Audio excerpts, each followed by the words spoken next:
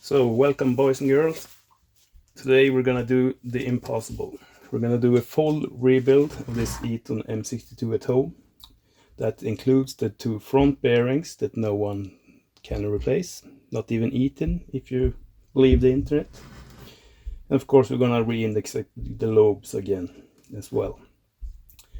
This will apply to pretty much any supercharger, M90 or even the newer TVS style superchargers. So this is the M62, and we're going to start by removing the pulley.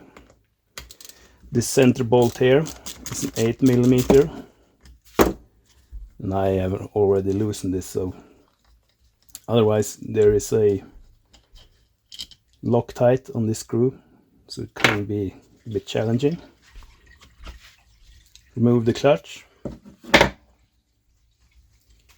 and we're gonna need, let me see, this one. There's a C-clip here holding the pulley in place.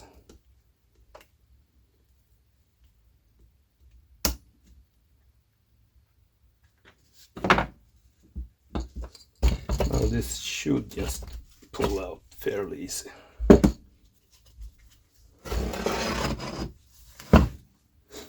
We're gonna get back to this one later on, part 2. Now we have access to the magnetic clutch. I think that's the Torx.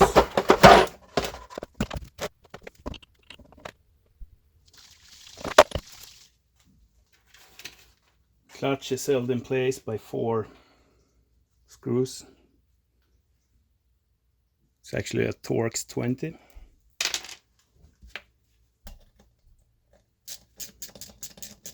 And this is the cable holder here, 7mm. You can remove the magnetic clutch. Now we can drain the oil. This is a 13mm.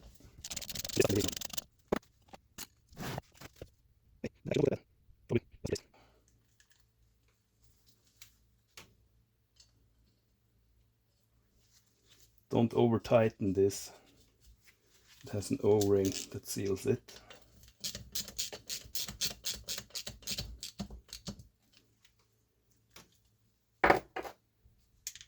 Moving on, front bolt. These are 10mm.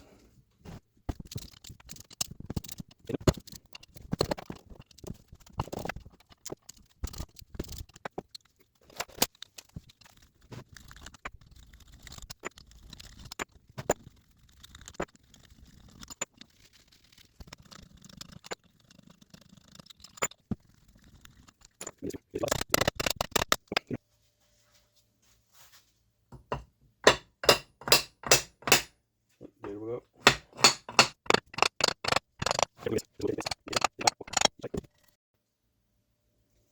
Now, before you take the gears off, it's a good thing to mark the lobes.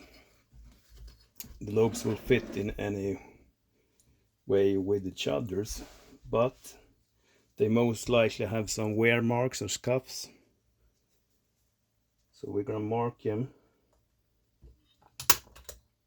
Just 2 little dots there. Just so we get them back in the same place. So we'll see if this will come off or not.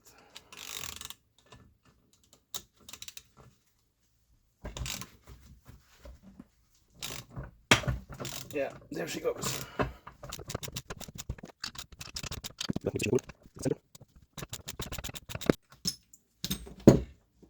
There we have it, the first gear.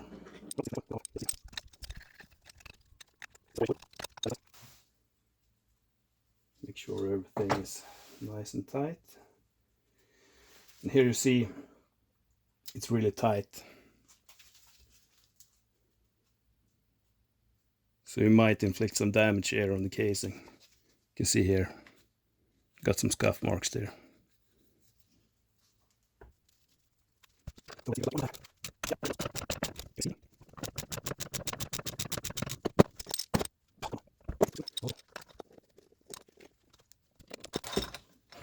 There we go.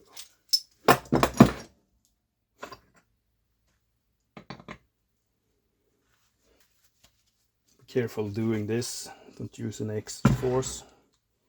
You see that recess here? That's actually from balancing the lobes.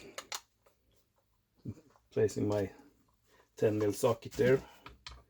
Give it a light tap.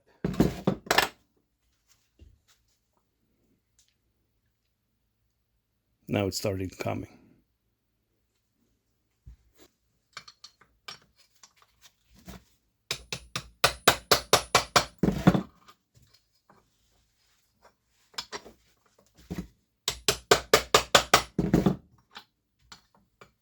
Make sure you alternate between the two.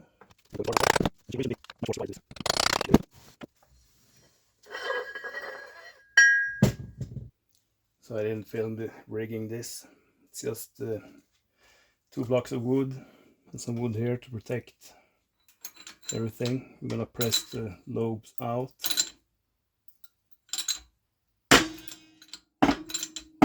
From the bearing plate.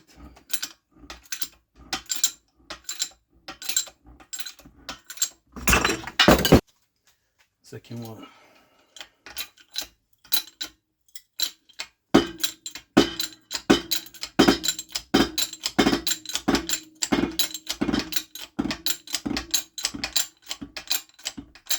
Don't take much force doing this. It's just a light press fit, the bearings.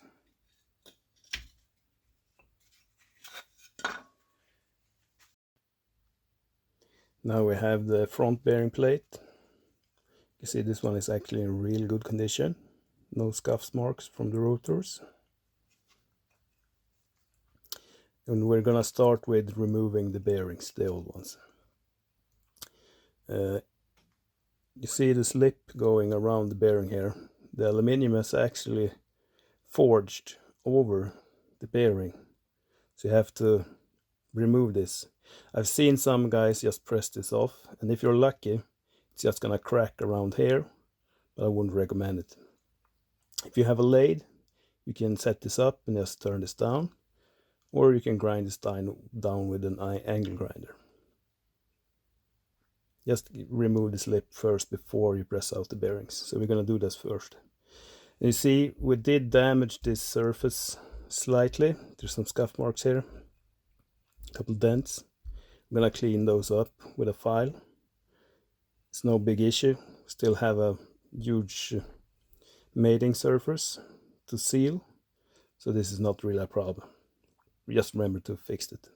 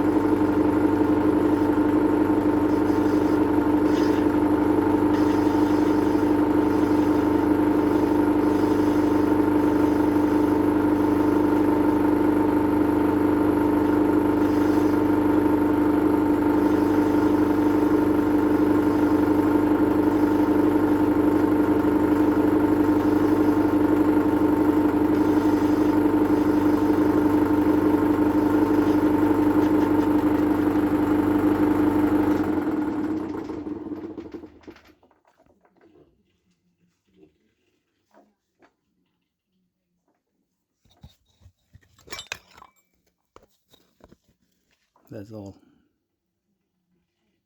It's really not that much you have to remove.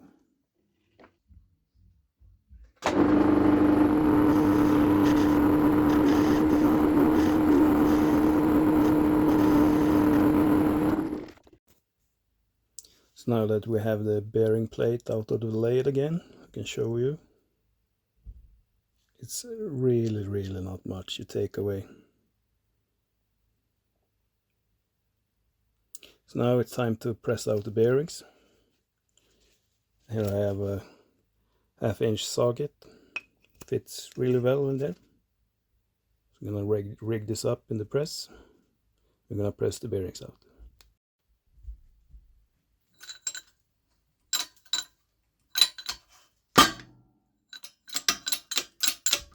Don't take much force at all.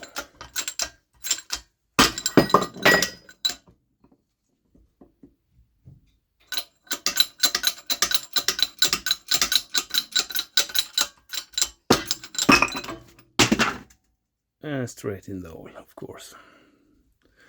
That's our first bearing.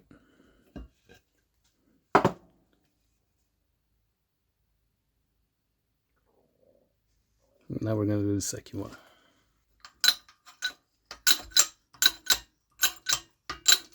You see it's coming.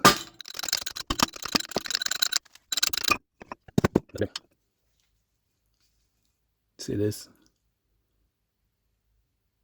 It's what's left of the lip that's pressed over the bearings. We're gonna chamfer this edge some for the ease of fitting of the new bearings. And now it's a good time to clean up the damage we did here before. Okay, so we got our bearings out. I also took a file, took out those burrs that we cast just before disassembling everything.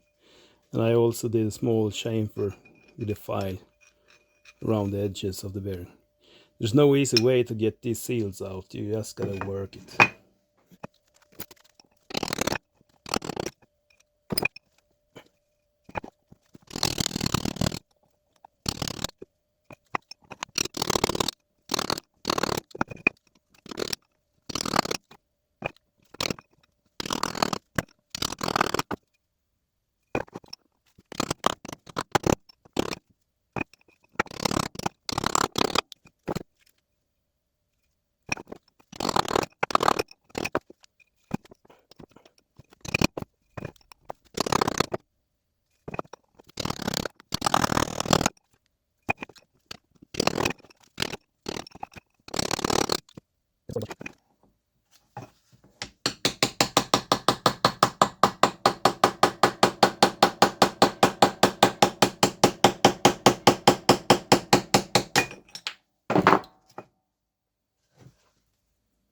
Finally,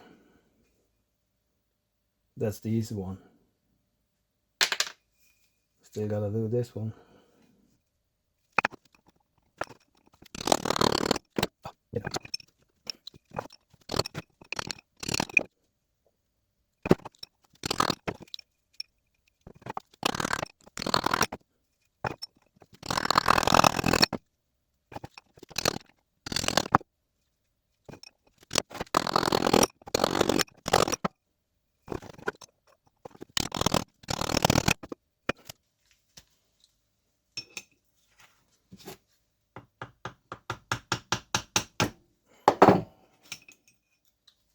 Finally.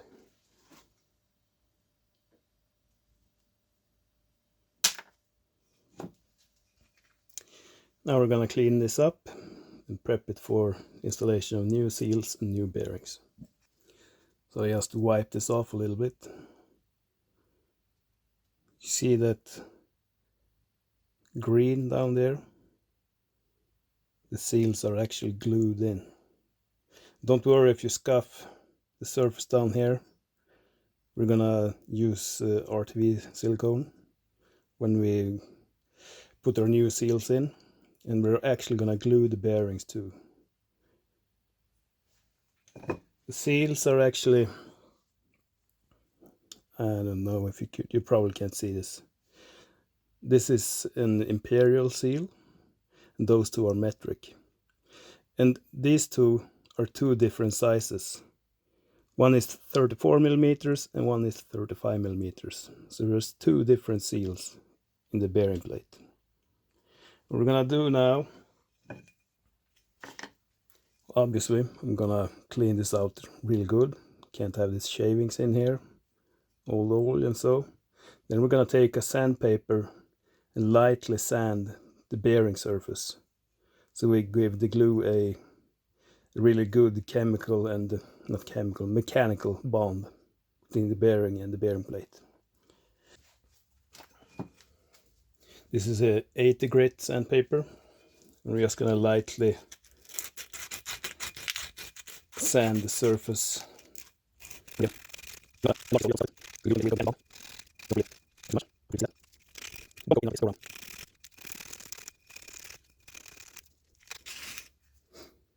There we go. A quick chat about bearings.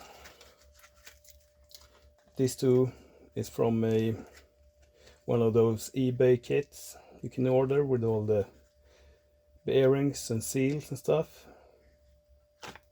I'm not saying everyone does this. You see that? C3. That is not a bearing you want to use for this.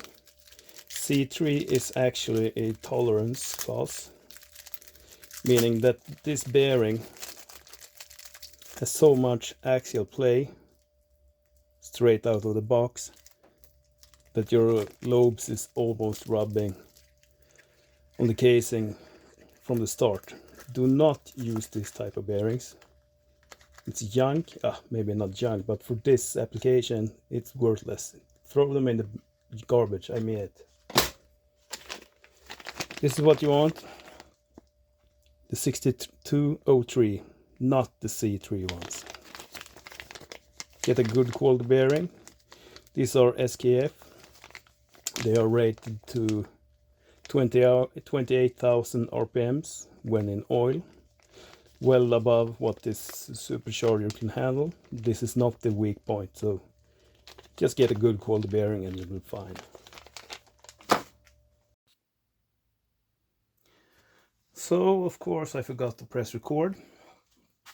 What I've done is I've taken this Loctite SI5926 blue silicone. And what I've done is I added some at the bottom of the seat for the seal. So we'll get a 100% seal there. So now we're gonna press in the second one. I just did the first one. And remember, these are two different size seals. So test which one goes where before you do anything, and you'll be fine.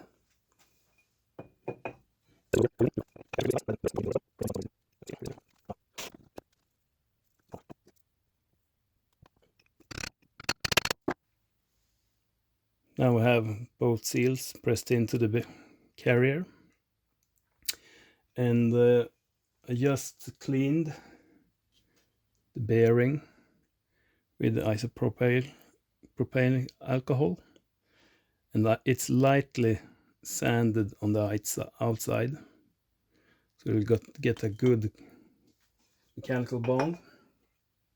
And we're gonna glue bearings with this Loctite 638. This is cylindrical fastening, super strong and made for this.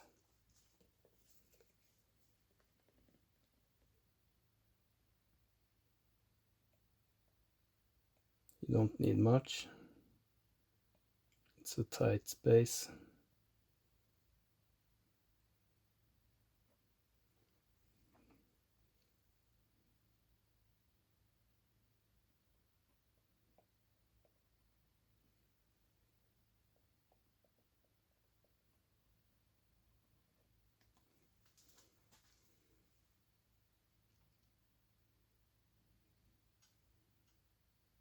Even around. Take your new bearing. Do not touch the outside after you've wiped it clean.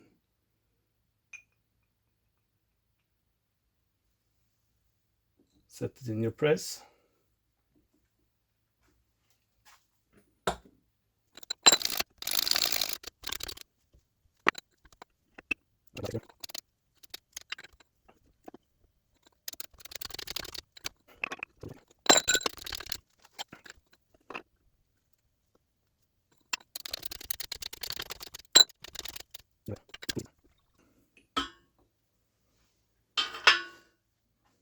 First of our bearings.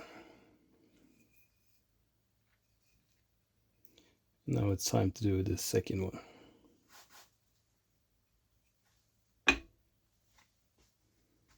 Same procedure. Wipe both bearing plate and the bearing. Sand the bearings outside first. Take your piece of sandpaper and sand it this way. Do not go this way. Just until you get a light scratch finished all around. There you go. Now wipe off the outside of the bearing with isopropyl alcohol. Get all that oil off there.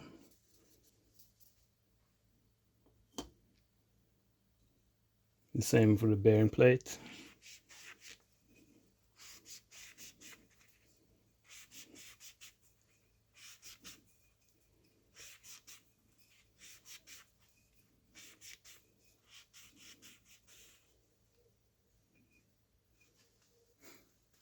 Apply Loctite.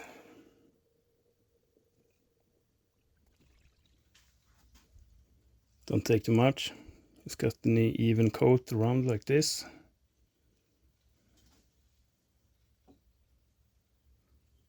Now try not to touch the outside of the bearing.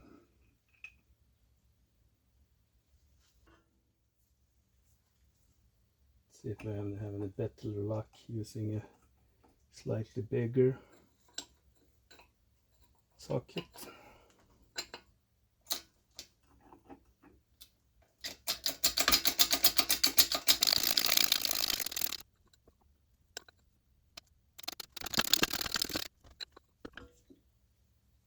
And we're done.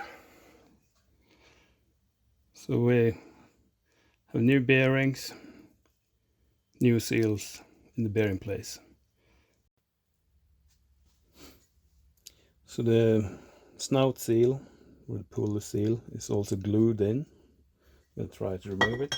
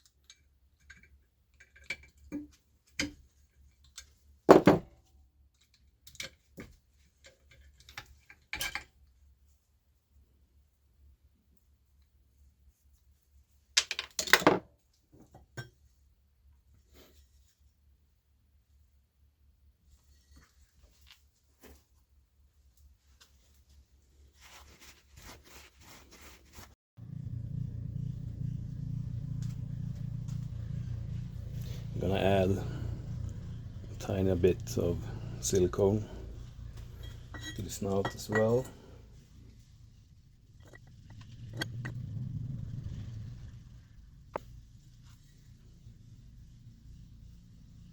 It will squeeze out fine.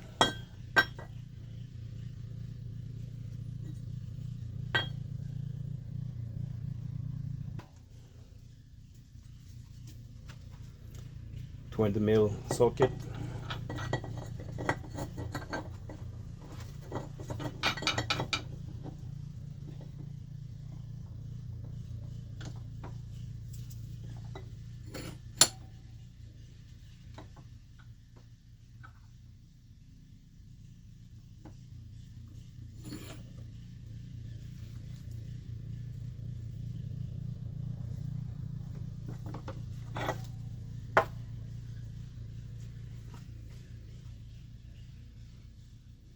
This one goes in really easy.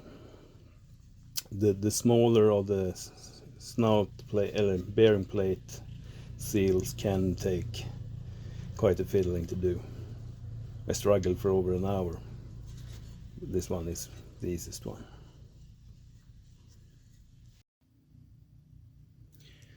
Oh, so we're now down to the last bearings, the needle bearings in the housing. This is just a 1/2 inch extension and a socket on top. We'll see if it's gonna come out.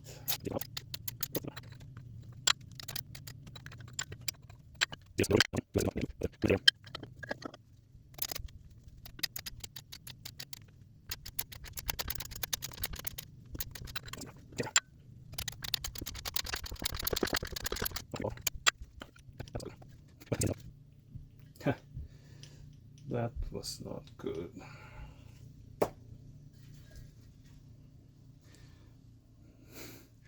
Well, we'll see how this turns out. At least I got the bearing out.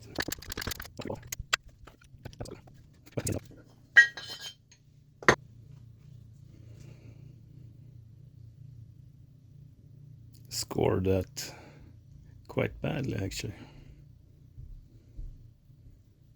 It will still hold the bearing.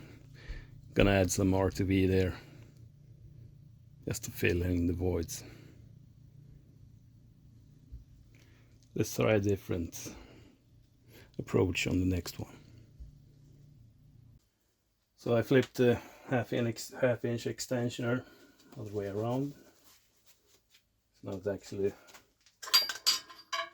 sits inside of the bearing, like so. I have no idea if this is gonna hold up. We're just gonna try to test it.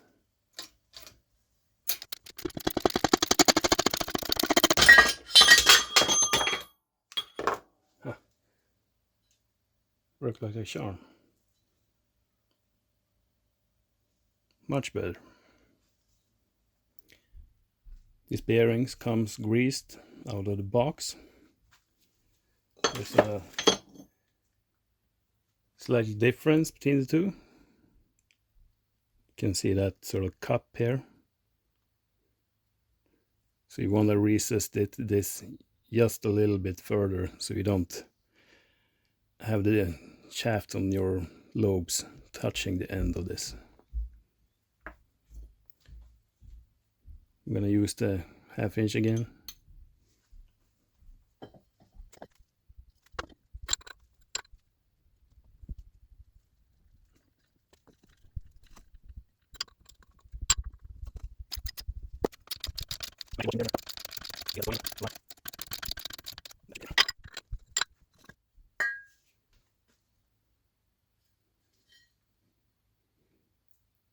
So it's probably about a millimeter, 1.5 recess. You can of course test this with your lobes.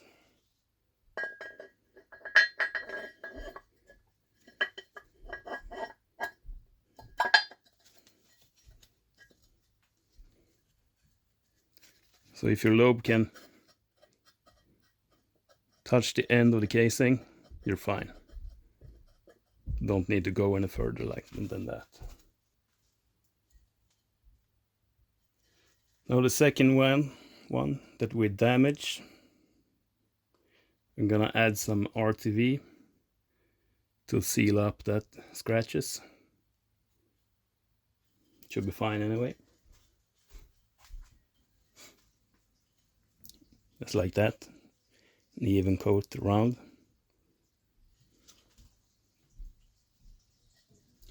Well, this is not gonna work. We actually enlarged the hole.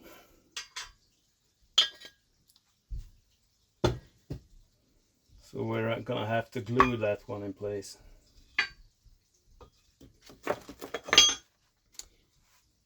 This will glue that bearing in, don't worry. So I added the Loctite cylindrical fastener. I'm going to do the bearing.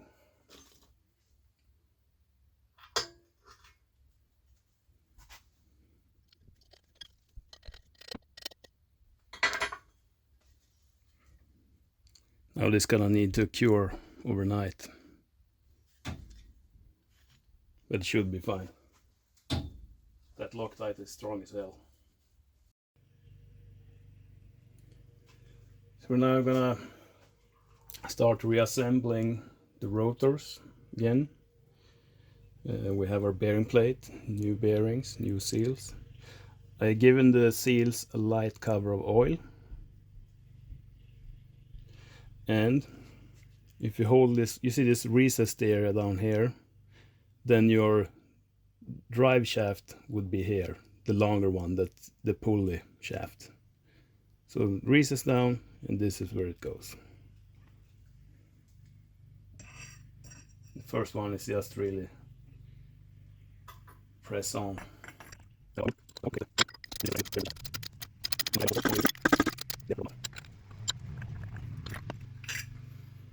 Now we're gonna press on our second lobe.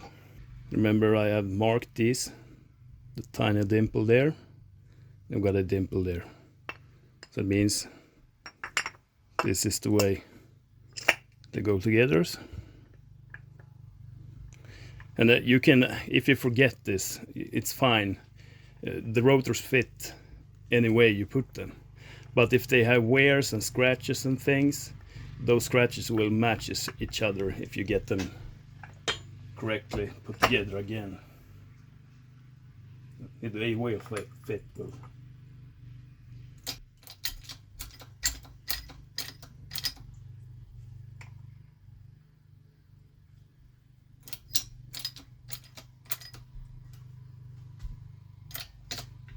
Again, this should be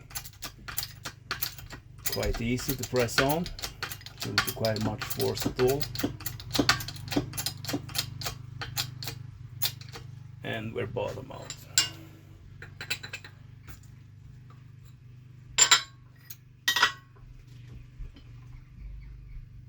That was the easy part.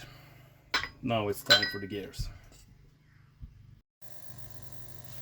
So I'm cleaning the gears in my tiny ultrasonic cleaner. If you have a bigger ultrasonic cleaner, just chuck the whole casing and everything in there and they clean up really nice. It's now time to put the gears back on, and to do so we have to index the rotors again so they don't touch each other. And for us to do that correctly, we must understand two things. First, output from an engine is not linear. It actually speeds up on the power stroke and slows down on compression stroke. That, with the inertia of the rotors, means that they are gonna vibrate. Even though they are rotating, they're gonna vibrate like this. And that is due to the gears. You have to understand gear mesh, how much play there is in the gears. And on the superchargers, that spacing is really tight. It's because you can't have your rotors too far apart. So we know that the lobes moves independently due to gear meshing, and we must therefore space them evenly from apart. And the easiest way to do that, and this is the secret weapon, just a piece of paper. Fold that, make a new fold, and once again. So you have 3 layers of paper. This will actually index the rotors perfectly. Just make sure you get your paper in there between the lobes. Now they are perfectly spaced. Trust me, I've done this before. Me and many others. So we got our papers folded 3 times that evenly space the rotors from each other. I have pressed on the gears by hand as far as I can get them, and now it's time to press it back on. We're gonna do this in stages so they stay in sync. The piece of pipe I'm using here is turned on my lathe so it's true and flat on the ends. And we want the gears to stay in mesh, so we can't press it all the way. We've got to alternate between the two.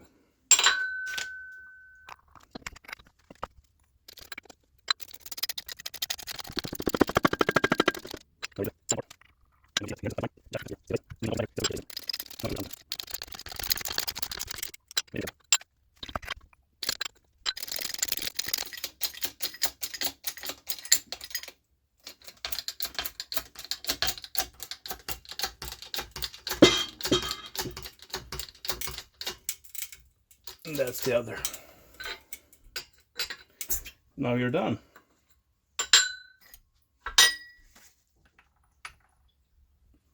You have your rotors back together, perfectly spaced, and gears back on.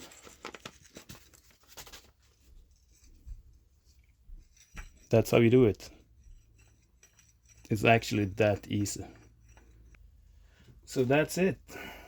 We have replaced all the bearings, including the front bearings.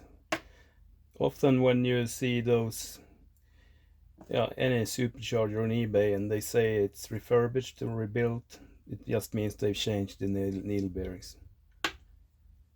This is the important stuff, to change the front bearings. Seals, and we're time to do the final assembly. Mistakes were made with the needle bearing, so we had to glue one in. That's great. I do the mistakes so you don't have to. Final assembly is going to be in part 2, and we're actually going to do some more custom stuff to this supercharger, so hang around for part 2.